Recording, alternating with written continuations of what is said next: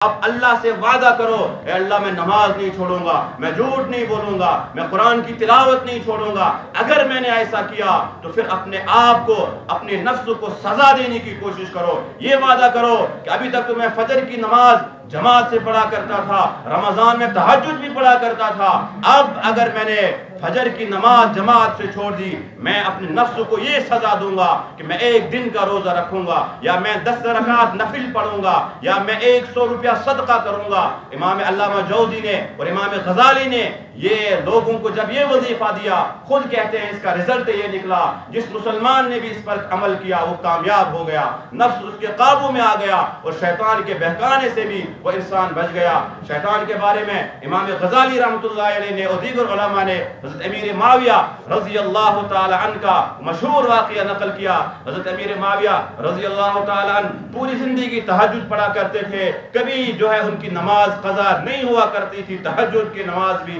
ایک مرتبہ ایسا ہوا کہ آنکھ لگ گئی اور تہجد کی نماز جو ہے فوت ہو گئی، وہ نماز نہیں پڑھ سکے، اور اس کے بعد جب احساس ہوا کہ ہائے آج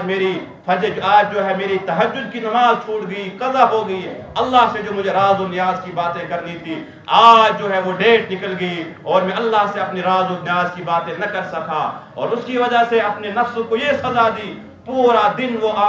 جو ہے آنسو بہاتے رہے، روتے رہے، کبھی 2 رکعت نماز پڑھ کر اللہ سے معافی مانگتے ہیں، کبھی ہاتھ اٹھا کر رو رو کے اللہ سے معافی مانگتے ہیں، اے اللہ آج آپ نے مجھے تہجد سے محروم کر دیا، رو رو کے مانگ رہے ہیں، کبھی رکعت نماز پڑھ کے مانگ رہے ہیں۔ جب اگلا دن ہوا، صبح ہوئی اور دیکھا کہ کوئی میرے پاؤں دبا رہا ہے، فوراً کھڑے ہو گئے، فرمایا کون ہو؟ کہتا ہے آواز آتی ہے کہ میں شیطان ہوں اور میں نے آپ کو تہجد کی نماز کے لیے جگایا ہے۔ لکھا ہے امام غزالی اور دیگر علماء نے اپنی کتابوں کے اندر کہ حضرت امیر معاویہ نے اس سے پوچھا، شیطان کا کام تو ہوتا ہے جو ہے سلا دینا اور فجر کی نماز سے غافل کر دینا، نیند ڈال دینا، اور تو اس کا برعکس یہ کام کر رہا ہے، تو مجھے جگا رہا ہے اور تہجد کی نماز کے لیے جگا رہا ہے۔ تو شیطان ان سے کہتا ہے ہاں میں نے یہ مناسب سمجھا، کل میں نے آپ کو جو ہے آپ پر نیند طاری کرا دی تھی اور آپ تہجد کی نماز سے جو ہے محروم ہو گئے تھے، مگر پورا دن جو آپ نے اپنے نفس کو سزا دی تھی، رو رو کے جو تم نے رب کو منایا تھا،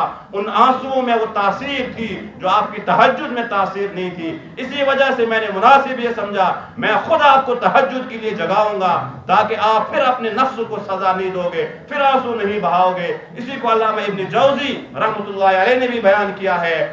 ہر مسلمان اپنے آپ سے وعدہ کرے کہ میں نفس کی مخالفت کروں گا، میں شیطان کی مخالفت کروں گا، اگر میں مجھ سے غلطی پھر ہو گئی، اگر پھر میں نے اپنے وعدے کو نہیں نبھایا، میں اپنے نفس کو سزا دوں گا، اور اپنے اوپر یہ تہیہ کر لے اگر میں نے فجر کی نماز نہیں پڑھی تو اس کے بدلے میں 100 روپیہ صدقہ کروں گا، اگر ظہر کی نماز میں نے نہیں پڑھی اس کے بدلے میں 10 رکعت نفل پڑھوں گا، اگر میں نے عصر کی نماز نہیں پڑھی اس کے بدلے میں قرآن پاک کی 1 سپارے کی تلاوت کروں گا۔ وظیفہ بیان کیا علامہ ابن جوزی نے، اور پھر خود کہتے ہیں جو بھی مسلمان اس پر عمل کرے گا اس کا نفس اس کے قابو میں رہے گا، شیطان کے اور بہکانے سے بھی وہ مسلمان کامیاب ہو جائے گا۔ حضرت عمر رضی اللہ تعالیٰ عنہ کے متعلق آتا ہے انہوں نے بھی اپنے نفس کو سزا دی تھی اور روز کیا کہا کرتے تھے، بلکہ امام غزالی لکھا کرتے ہیں، فرماتے ہیں اے مسلمانوں اپنے نفس کو سزا دو، اے مسلمانوں اپنے نفس کو سزا دو، اس سے پہلے کہ تمہیں اللہ کی بارگاہ میں سزا دی جائے، اے مسلمانوں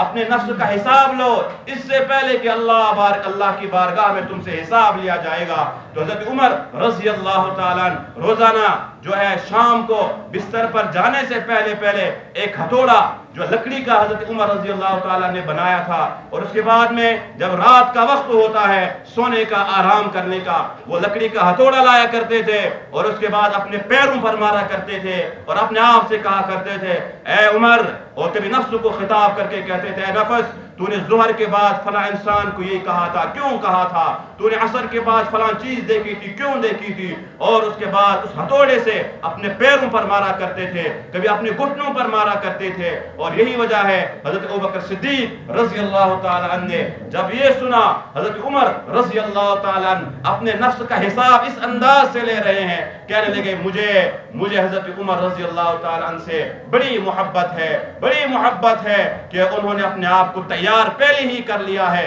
حساب کے لیے، کتاب کے لیے، جنہوں نے اپنے نفس کو اس طرح سے سزا دی ہے۔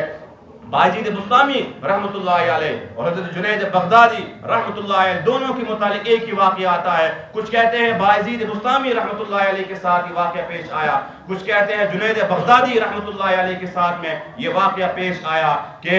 जब एक मर्तबा इंसान है, बशरियत है, उनके ऊपर जो है गुस्ल फर्ज हो चुका था। अब जो है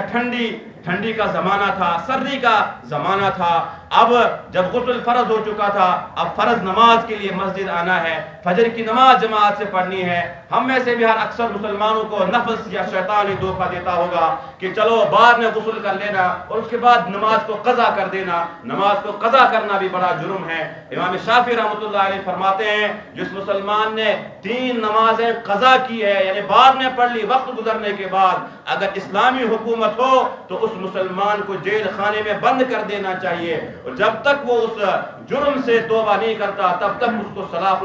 सलाखों से बाहर नहीं लाना चाहिए। तो नमाज क़ज़ा करना भी बड़ा जुर्म है। तो कहते हैं गुस्ल फर्ज हो चुका था, नफ्स ने आकर दिल में ये दस्तक दी कि चलो बाद में जो है गुस्ल कर लेना और फिर बाद में नमाज जो है पढ़ लेना, क्योंकि सर्दी बहुत ज्यादा है। फिर फौरन खड़े हो गए और उसके बाद में अपने आप को घर से बाहर निकाला, सहन में सारी रात खड़े रह गए। और जो मुरीदीन थे, जो मुतअल्लिकीन जानने वाले थे, वो जुनैद बगदादी या बायजीद बुस्तामी से कहते हैं आप अपने आप को इतनी सजा क्यों दे रहे हैं, इतनी सख्त और चले कलाम जैसी सर्दी, और आपने अपने आप को पूरी रात जो है घर के सहन में आकर जो है रख दिया, न नींद है न बिस्तरा है। कहने लगे नहीं, इस नफ्स ने मुझे ये कहा था कि आज गुस्ल न करो, सर्दी बहुत ज्यादा है, नमाज छूट जाती। अगर आज मेरी नमाज छूट जाती, फिर जोर भी छूट जाती, कभी सारी नमाजें फौत हो जाती। मैं इस नफ्स को ये सजा दे रहा हूं कि सारी रात अपने आप को उसी ठंडी रात के अंदर जो है वही सहन के अंदर जो है अपने आप को सजा दी